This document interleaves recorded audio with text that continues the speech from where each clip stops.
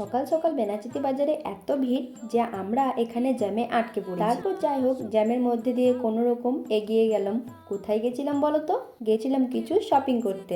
আমার অর্ডিনারি পরার মতো কুর্তিগুলা প্রায় শেষের মুখে, ওই জন্য চলে এসেছি কিছু কুর্তি কিনতে। জানো এখানে প্রত্যেকটা কুর্তি খুব সুন্দর ছিল, যেমনি ডিজাইন তেমনি কালার। বাট আমি কোন কালার নিয়েছি সেগুলো তোমাদের বাড়ি যেয়ে দেখাই চলো। আর তারপরে এখানে চলে এলাম একটু লস্যি খেতে।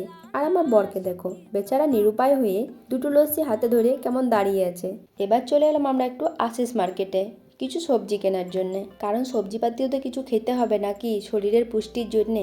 এই যে দেখো, আমি প্রথমে নিয়ে নিয়েছি এই সাদা কালারের কুর্তিটা, যেটা ছিল আমার বরের পছন্দ।